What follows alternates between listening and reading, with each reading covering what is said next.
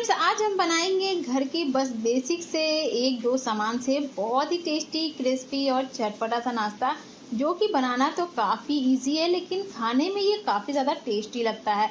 इसे बारिश के मौसम में आप बना करके सर्व कर सकते हैं। इसे बनाने के लिए बस सिंपल चावल को यहाँ पे सोक कर लेना है 2 घंटे के लिए। जब चावल अच्छे से सोक हो जाएगा तो उसे 2-3 बार अच्छे से धो लेना है ताकि उसका जो एक्स्ट्रा स्टार्च है वो निकल जाए। उसके बाद सारे चावलों को हम यहाँ पे डाल देंगे एक मिक्सी के जार में। साथ ही में फ्रेंड्स इसमें यहाँ पे ऐड कर देंगे हम थोड़ा सा पानी। ज़्यादा पानी नहीं डालना है आपको, थोड़ा सा पानी डाल करके इसे बस पीस लेना है। इसका पतला सा यहाँ पे घोल आपको नहीं तैयार करना है, इसका ना गाढ़ा सा यहाँ पे बैटर होगा। बिल्कुल थोड़ा सा पानी ऐड करिएगा इसमें और उसके बाद बस इसे निकाल लेते हैं हम एक बर्तन में। तो यहाँ पे देखिए, आप देख सकते हैं जो चावल मैंने ग्राइंड किया है वो कितना ज़्यादा थिक है।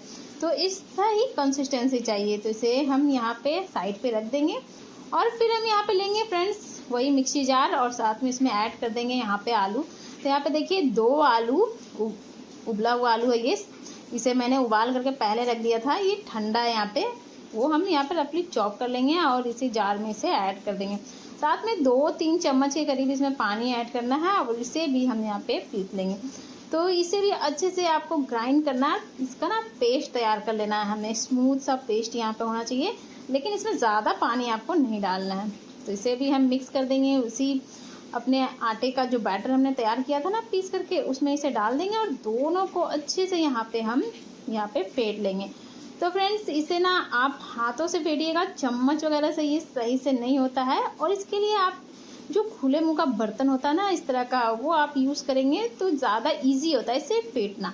यहाँ पे कोई सा भी और एक्स्ट्रा सामान अभी नहीं ऐड करना है हमें, इसीलिए यहाँ पे इसे अच्छे से फेंटेंगे। जब 1 से 1.5 मिनट के लिए आप इसे फेंटेंगे तो ये जो हमारा बैटर है ना ये फूल जाता है। तो बस इसे फेंटने के बाद इसमें हम ऐड कर देंगे 2-3 चिल्ली, यहाँ पे हरी मिर्च बारीक चॉप करके ऐड कर दिया है इसमें, और साथ में फ्रेश हरा धनिया इसमें ऐड कर देंगे चॉप करके। 1 छोटी चम्मच इसमें हम साबुत जीरा ऐड करेंगे और थोड़ा सा इसमें काली मिर्च का पाउडर ऐड कर दे रही हूँ मैं। फ्रेंड्स इसमें और मसाले वगैरह ज़्यादा यूज़ नहीं करने होते हैं, बहुत ही घर की 1-2 मसाले यहाँ पे जाते हैं बस।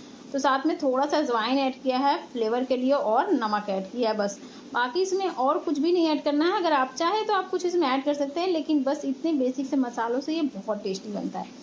और साथ में फ्रेंड्स अभी इसमें आपको कोई भी सोडा इनो कुछ भी नहीं डालना है, बस इसे अच्छे से फिर से हम फेंट लेंगे हाथों से। तो यहाँ पे फिर से आधा से 1 मिनट के लिए आपको इसे फेंट लेना है और जब अच्छे से सारी चीज़ें आपस में मिक्स हो जाएगा तो उसके बाद हम चलेंगे गैस की तरफ। तो गैस पे फ्रेंड्स यहाँ पे देखिए पहले से जो ऑयल है ना वो रख दिया था गर्म होने के लिए। तो अभी तेल जो हमारा अच्छे से गर्म है, तो अभी इसमें हम इसके छोटे छोटे से यहाँ पे पीसेस डालेंगे। तो इसमें आपको कोई शेप वगैरह का कोई भी इशू नहीं होता है, आप इसे जैसा चाहे उस तरह से आप इसमें डालिएगा। क्योंकि जब ये फूलता है फ्रेंड्स तो उसके बाद ना ये ऑटोमेटिक अपना शेप ले लेता है। तो यहाँ पे हम इसमें डाल देते हैं अपने सारे पीसेस एक साथ में, जितना आ सकता है उतने पीसेस हम इसमें डाल देंगे। थोड़ा सा आपको स्पेस इसमें खाली रखना है क्योंकि ये जब कुक होगा तो ये इसका जो साइज है वो बड़ा होगा यहाँ पे। और इसके बाद आप देख सकते हैं ये बहुत अच्छे से यहाँ पे फूल जाता है, बिना सोडा बिना इनो का बहुत अच्छे से यहाँ पे ये फूलता है, आप देख सकते हैं। तो बस इसे ना मीडियम फ्लेम पे हम दोनों साइड से अच्छे से अलटते पलटते हुए हमें इसे कुक करना है जब तक कि इसमें बढ़िया सा सुनहरा सा कलर नहीं आ जाता है। तो फ्रेंड्स इसे हम बस लाइट गोल्डन होने तक फ्राई करेंगे, उसके बाद इसे हम यहाँ पे निकाल लेते हैं। इसे बहुत ज़्यादा हम डार्क गोल्डन कलर में नहीं करेंगे, हम थोड़ा सा लाइट कलर जो होता है उतना ही रखेंगे। तो पहला बैच जो है फ्रेंड्स वो बिल्कुल तैयार हो गया है। तो अभी हम यहाँ पे इसमें दूसरा बैच अपना डाल रहे हैं।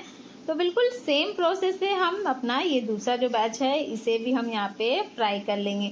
तो ये जो रेसिपी है फ्रेंड्स बहुत इजी है, फटाफट से आप कभी भी इसे बना करके रेडी कर सकते हैं।